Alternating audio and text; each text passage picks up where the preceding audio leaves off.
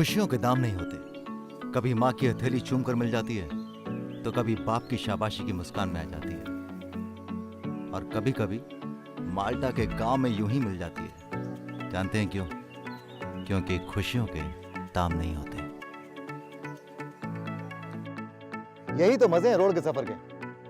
कोई खूबसूरत मंजर नजर आया, रुक जाओ। खूबसूरत गांव नजर आया, रुक जाओ। या कहीं पे आपको सेहत नजर आई तो रुक जाओ। क्या करूं, कंट्रोल नहीं होता।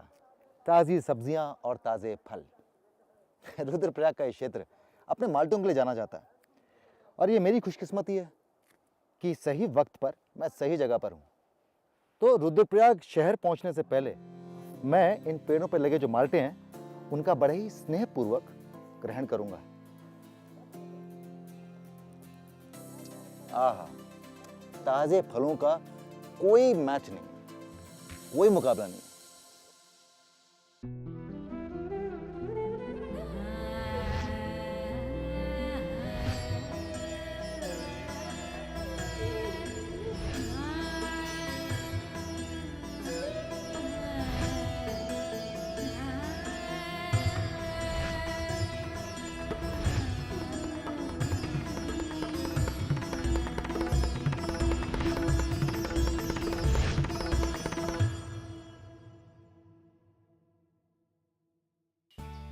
और इस कड़ी में उठाऊंगा आनंद माल्टों को पेड़ से तोड़ने का। एक अभी के लिए और एक रास्ते के लिए। ठीक है। जानूंगा कैसे बनता है बाजार में बिकने वाला ताजा माल्टे का जूस। ताजगी। अलकनंदा के चौथे संगम पर बिताऊंगा कुछ पल। पहुंचूंगा उत्तर वाहिनी गंगा के घाट पर। जाऊंगा पहाड़ों में बसे एक खूबसूरत गांव में एक खास इंसान से मिलने। फिर से स्कूल का विद्यार्थी बनकर जानूंगा गंगा की अहमियत को।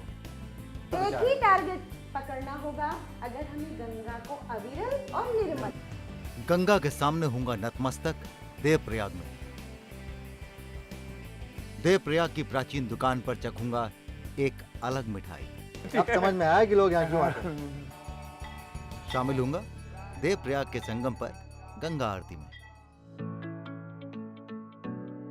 अब एक माल्टे से ना तो मेरा मन भरा और ना ही आत्मा। अब मैं तलाश में था कि गांव में कोई ऐसा मिल जाए जो मुझे मन भरकर माल्टे खाने भी दे और तोड़ने भी दे।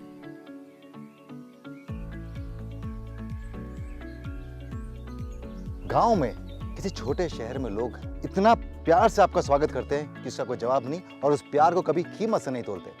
जैसे कि मैं बिन बुलाए मेहमान की तरह से इस बाग में चला आया और अनीता से मिला, और अनीता से मैंने बोला कि मुझे कुछ माल्टे मिल सकते हैं, तो उन्होंने इतने प्यार से मुझे कहा कि जो अच्छा लगे आप निकाल लो। Anita, thank you very much मुझे अपने बगीचे में आने की अनुमति देने के लिए। पर अभी सब पक गए हैं। हाँ। सारे के सारे पक गए हैं। हाँ। तो आप इसको बाहर भेजते होगे? हम बाहर भेजते हैं इनको। इसमें तकरीबन कितने माल्टे निकलते हैं आपका एक सीजन में? एक सीजन में हमारा कभी 14 क्विंटल लिखता है, कभी 8 क्विंटल लिखता है, कभी 10 क्विंटल लिखता है। इस बार का सीजन कैसा रहा?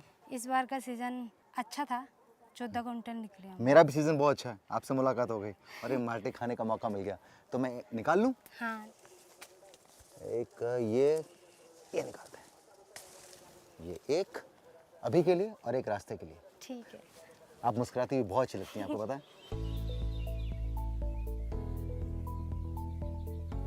हमारी इच्छाएं कभी खत्म नहीं होती। अब माल्टा खाने की इच्छा को विराम मिला, तो मेरे कदम बढ़ चले माल्टा से बनने वाले एक और उत्पाद को देखने के लिए।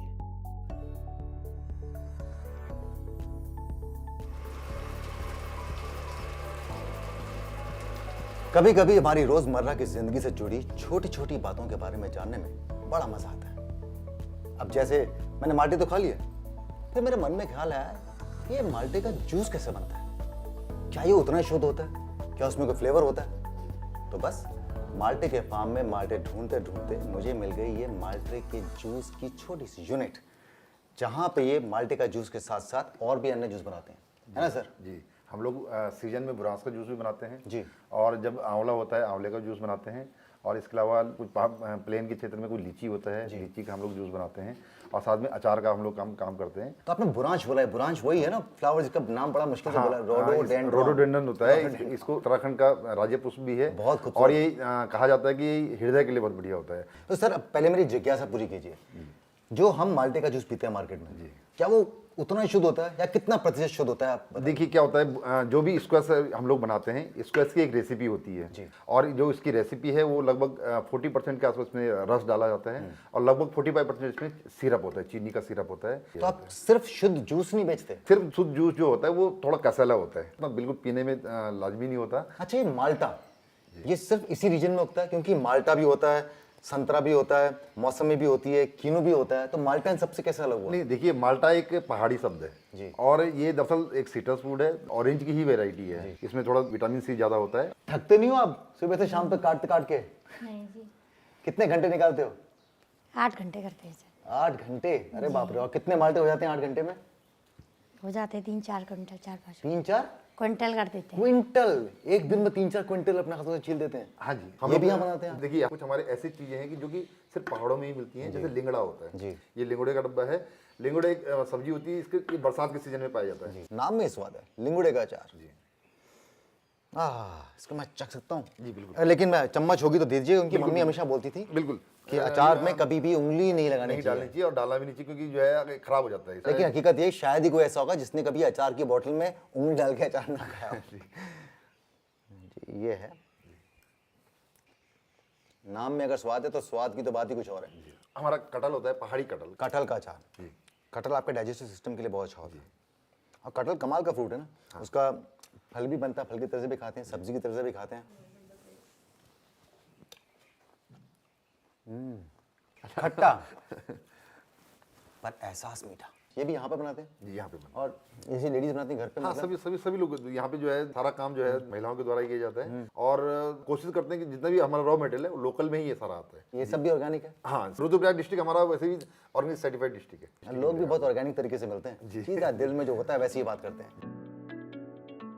देखा आपने, लॉटरी निकल गई। बाजार में जो माल्टे का जूस बिकता है वो कैसे बनता है ये देखने के लिए आया था, और साथ में मिल गया अचार और पीने को ताजे माल्टों का जूस।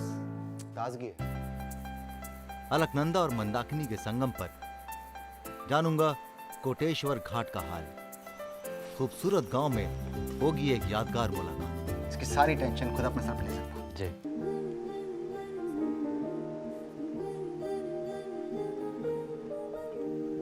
अलकनंदा के साथ चलते चलते मैं पहुंच गया उसके चौथे संगम पर। जब मैं नदी किनारे अकेला होता हूं तो अक्सर मन में एक ख्याल आता है कि ये नदियां बिन कहे न जाने जीवन के कितने पाठ हमें पढ़ाती हैं। बस पढ़ने वाला होना चाहिए। ये तो आप जानते ही हैं कि अलकनंदा भागीरथी से मिलकर गंगा बन जाती हैं, लेकिन भागीरथी से मिलने से पहले अलकनंदा में कई नदियां जुड़ जाती हैं। विष्णुप्रयाग में थौली गंगा अलकनंदा में मिल जाती है, नंदप्रयाग में नंदाकिनी अलकनंदा में मिल जाती है, कर्णप्रयाग में पिंड नदी अलकनंदा में मिल जाती है, और यहाँ रुद्रप्रयाग में मंदाकिनी अलकनंदा में मिल जाती हैं। ये संगम, ये प्रयाग कितने खूबसूरत होते हैं ना। दो अलग अलग स्वभाव की नदियाँ एक दूसरे में मिलकर एक ही स्वभाव से आगे बढ़ जाती हैं।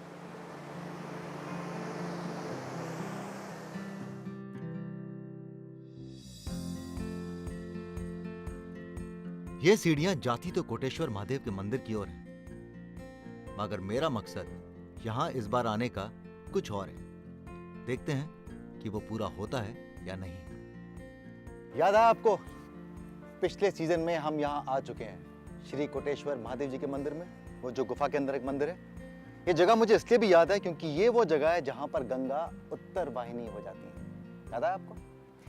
मैं यहाँ पर इस कारण नहीं आया हूँ, मैं यहाँ पर इसलिए आया हूँ क्योंकि मुझे याद है पिछली बार जब हम यहाँ पर आए थे तब नमामि गंगे एक घाट का निर्माण कर रही थी। तो मैंने सोचा जाकर देखते हैं कि वो कार्य पूरा हुआ कि नहीं हुआ, और अगर हो गया तो अब वो घाट कैसा दिखता है। आइए।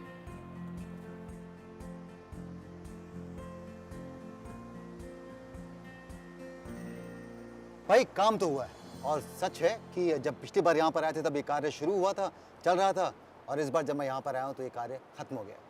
मेरे साथ में बैठे हैं प्रताप सिंह बिष्ट, जो कि एग्जीक्यूटिव इंजीनियर हैं यहाँ के सिंचाई विभाग के डिपार्टमेंट के, और इस कार्य की जिम्मेदारी शायद आप ही के सर पे थी। जी जी, इस घाट की पौराणिक महत्व है और यहाँ पर स्थानीय लोगों के अलावा जो है कि देश विदेश से भी बहुत सारे श्रद्धालु यहाँ पर आते हैं और ये आवश्यक भी था कि एक सुंदर घाट बने और इस नमामि गंगे के योजना के तहत जो है कि ये कार्य संपन्न हो पाया है। पर अभी लास्ट टाइम जब मैं आया था यहाँ पे तब एक्चुअली मुझे देख के बहुत अच्छा लगा था कि कार्य हो रहा था, जी। पर कभी कभी क्या होता है आपको सरकार के ऊपर भरोसा नहीं होता जी। कि कार्य खत्म होगा कि नहीं होगा, कार्य कैसा होगा।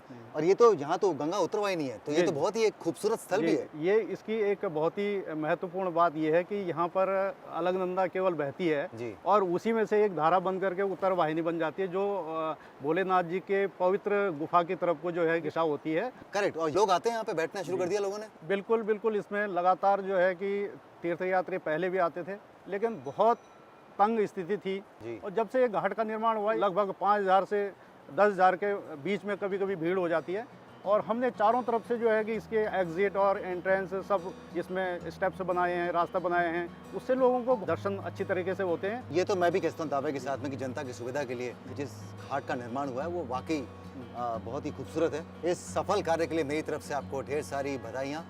और मैं दर्शकों को भी कहना चाहता हूँ कि आप जब कभी कोटेश्वर महादेव मंदिर आए, आपके लिए बहुत सारी सुविधाएं हैं जिस घाट पर आकर बैठे और गंगा के बिल्कुल चरण तक आप जाकर उसका आचमन कर सकते हैं।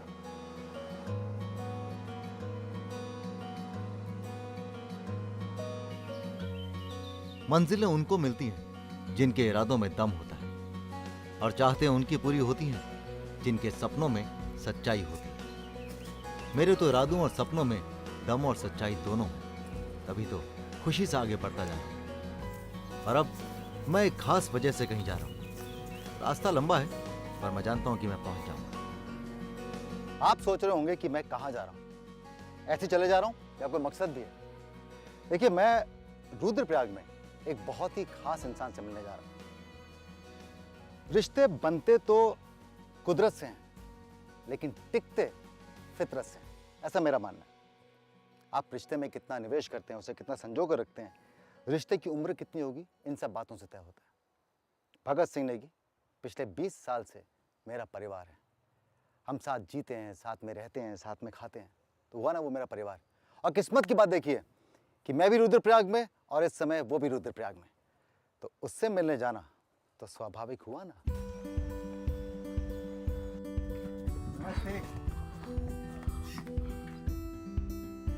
ये देखिए, आलू, पहाड़ी आलू, साथ में सरसों, वो उधर मटर, केले, पपीते, कद्दू, अमरूद, क्या चाहिए इस गांव को। और सेल्फ सफिशिएंट विलेज की करेक्ट डेफिनेशन है। बस अब भगत मिल जाए। एक्चुअली भगत से इस बार मैं जरूर पूछूंगा कि क्या कारण है कि इतना खूबसूरत गांव छोड़कर कोई शहर की तरफ रुख क्यों करता है। शॉर्टकट मारता हूं, शॉर्टकट।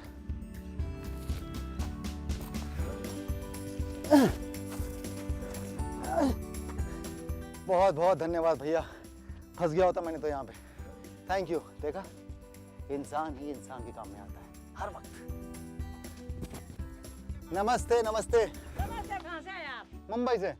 मुंबई से? हाँ, बताओ कभी गए हो मुंबई? मुंबई तो गया। गए हो? हाँ। अरे कैसा लगता है मुंबई? कहाँ से आए? मुंबई से कौन सी? अब आप बताओ क्या देखा आपने बॉम्बे में? चौपाटी देखा, अरे। मुरली देखा और अंधेरी देखा और क्या क्या देखा। देखा, ऐसे कहते हैं लाइफ, जिंदा दिली। हाँ। Thank you very much. मैं कर रहा हूँ भगत से मिलने के लिए। हाँ, मेरे बाबा और ये नहीं भूलने वाला मैं। नमस्ते। और ये है भगत सिंह का घर। भगत। जी सर, अरे नमस्ते। भगत, बहुत चलाया तूने मेरे को। आजा। ये है भगत सिंह नेगी, मेरा सपोर्ट सिस्टम। सच कहूँ तो मैं आंख बंद करके अपनी सारी टेंशन इसे दे सकता हूँ और आंख खोल के इसकी सारी टेंशन खुद अपने सर पे ले सकता हूँ। जी। इसे क्या कहते हैं? नींबू। कौन सा वाला? बड़ा। इसमें रस निकालते क्या? हाँ। यहाँ पे क्या मस्त है। इससे पूरे का पूरे मतलब परिवार का महीने भर का जूस निकल जाए। भगत, बहुत सुंदर गाँव है तेरा यार। जी सर। मुझे एक बात बता, तू ये छोड़ के बॉम्बे क्यों गया था? पैसे की कमी थी घर में? हाँ, फिर मम्मी पापा चले जल्दी चले गए, तो उसके चलते फिर वो करना पड़ा। तुझे याद है तो कब मिला था? 2002 में।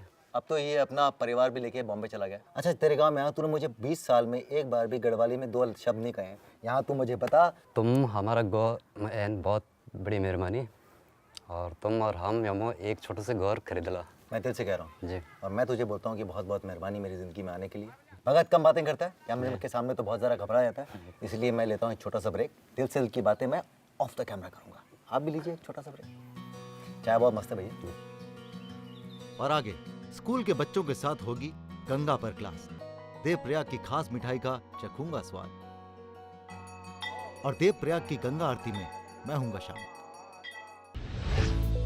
अब मैं निकल पड़ा हूं देवप्रयाग के लिए। देवप्रयाग की दूरी रुद्रप्रयाग से लगभग 67 किलोमीटर यानी 67 किलोमीटर है। हम सब जानते हैं कि बच्चे हमारा भविष्य है, और जब वर्तमान को भविष्य से मिलने का मौका मिले तो उसे बिल्कुल नहीं छोड़ना चाहिए।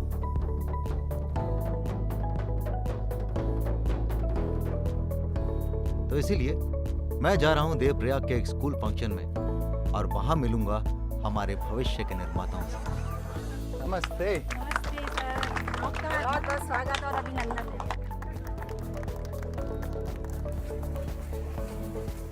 आपके बगल में कौन सी नदी बह रही है?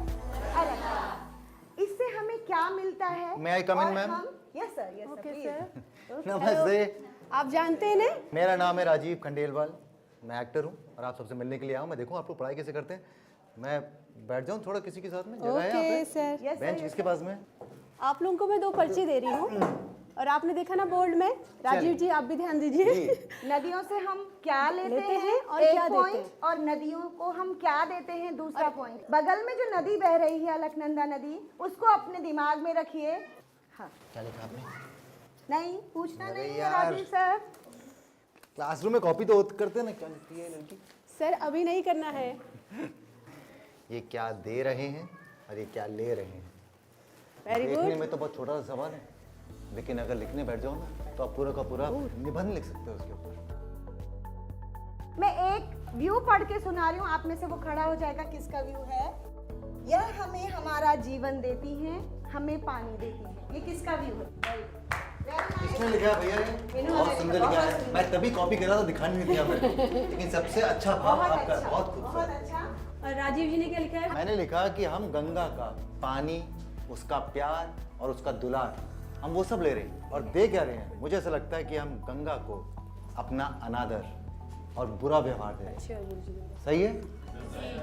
ये जो गंगा बॉक्स है, इसे नमामि गंगे द्वारा प्रत्येक स्कूल के लिए या टीचर्स को ट्रेनिंग करने के लिए ये बॉक्स दिया गया है, जिसके द्वारा हम यह बता सकें कि हम अपने गंगा को किस तरह से कनेक्ट कर सकें। बहुत सही कदम है। और ऐसे एक छोटा सा क्वेश्चन है मेरे दिमाग में, अविरलता का मतलब मालूम है आप लोगों को? अविरल का मतलब होता है जो हमेशा चलता है, समय से चलता है। हमेशा चलता है। और निर्मल कैसे कहते हैं? हाँ, साफ, करेक्ट, घबरा क्यों रहे हो? साफ, शुद्ध, उसे हम निर्मल कहते हैं। अगर मैं बोलूं कि अविरल और निर्मल दोनों का अगर मैं एक साथ में इस्तेमाल करूं तो पहली चीज क्या दिमाग में आती है? गंगा। कि गंगा हमेशा अविरल बनी रहे और गंगा हमेशा निर्मल बनी रहे। क्या आप देखिए, अब सरकार अपना काम कर रही है, वो बच्चों में एक किस्म की जागरूकता फैलाने की कोशिश कर रही है। टीचर्स अपना काम कर रहे हैं, वो इन्फॉर्मेशन दे रहे हैं। बच्चे इतने जागरूक हो चुके हैं, हम इतनी कोशिश कर रहे हैं, तो कोशिश कौन नहीं कर रहा है? ये सवाल मैं आप पे छोड़ता हूँ कि इतनी मेहनत को कृपया करके उस पर पानी न डालें। ठीक है? अगर हम सब एक दूसरे को अलग अलग दिशाओं में खींचेंगे तो वो मकसद जो हम सबका है उसे कभी हासिल नहीं कर पाएंगे।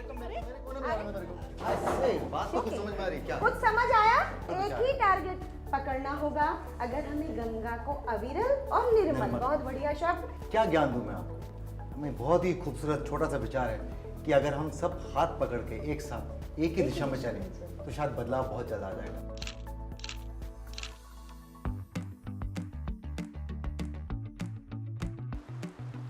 गौमुख से निकलने वाली भागीरथी की धारा लगभग 200 किलोमीटर चलने के बाद देवप्रयाग पहुंचती है। दूसरी तरफ बद्रीनाथ के पास से निकलकर अलकनंदा नदी भी करीब इतनी ही दूरी तय करने के बाद देवप्रयाग पहुंचती है। अलकनंदा अपने साथ केदारनाथ के पास से निकलने वाली मंदाकिनी, पिंडर, नंदाकिनी जैसी नदियों का जल लेकर आती है।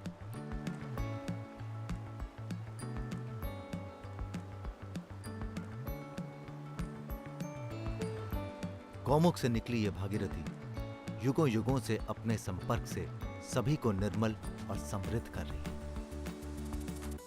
जहाँ एक ओर से ये शांत अलकनंदा और दूसरी ओर से ये चंचल भागीरथी एक दूसरे में मिलकर गंगा बन जाते हैं। सोचो तो ये कल्पना से भी परे है कि न जाने कितने युगों से, कितनी पीढ़ियों को यही गंगा जीवन प्रदान करती आ रही है। आखिरकार माँ का दर्जा जो है गंगा का।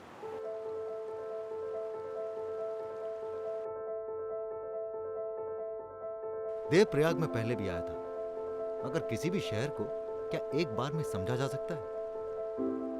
इसीलिए एक बार फिर शहर को जानने चल पड़ा हूं। और विशेष तौर पर मेरी मंजिल है देवप्रयाग की वो मिठाई की दुकान जो सुना है 150 साल पुरानी है।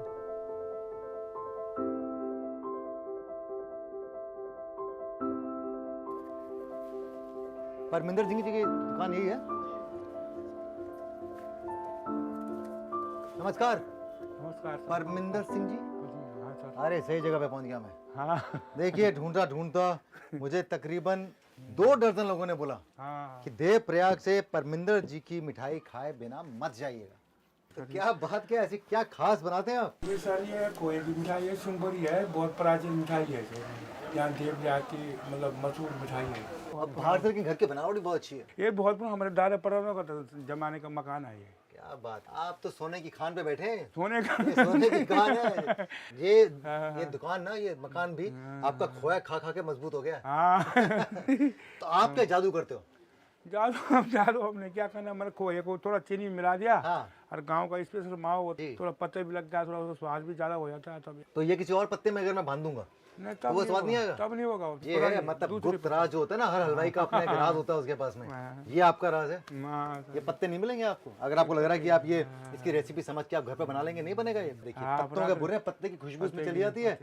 खोया जो है वो गाँव से आता है, जो मिठास जो है वो यहाँ डाल देते हैं और बन जाता है सिंगुड़ी की मिठाई। तो पत्ते के साथ ही खाते हैं बिना पत्ता निकाल के सर? अच्छा, पत्ता निकाल के। क्या है हमारे देश में, कमाल है। जहाँ जाओ वहाँ की कुछ खासियत है। ये शो का होस्ट होने के कुछ तो फायदे हैं। अलग अलग जगह की अलग अलग व्यंजन, मिठाइयाँ सब मिलता है। वाह, अब समझ में आया कि लोग यहाँ क्यों आए। ये देखिए देवप्रयाग की यादें। बहुत बहुत शुक्रिया।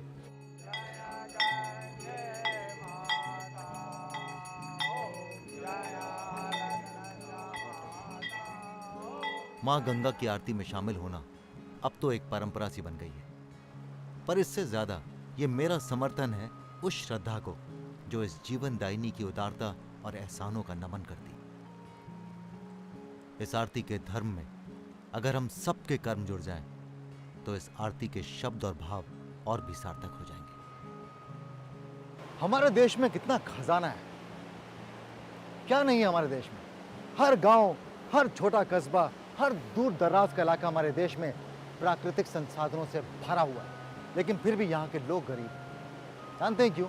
क्योंकि यहाँ जो लोग बनाते हैं, जो उगाते हैं, उन्हें हम खरीदते ही नहीं, और अगर खरीदते हैं तो उचित दाम नहीं देते। और शायद यही कारण है कि यहाँ के लोग अपनी ही मिट्टी से उजड़कर शहर की भीड़ में खो जाते हैं। हाँ, मैं चलता हूँ और अगले एपिसोड में आपसे मिलूंगा, लेकिन जा रहा हूँ इस उम्मीद के साथ कि मैं और आप अगर हो सके तो इस देश में बनी चीज़ों का इस्तेमाल करेंगे, अपने स्थानीय उत्पादनों का सेवन करेंगे, अपने देशवासियों को रोजगार देंगे और अपने देश को आत्मनिर्भर बनाएंगे। घबराइए मत, वादा नहीं मांग रहा हूँ, बस आपके समर्थन की अपेक्षा कर रहा हूँ। कर्मों में ना सही, विचारों में ही सही। शुभ रात्रि।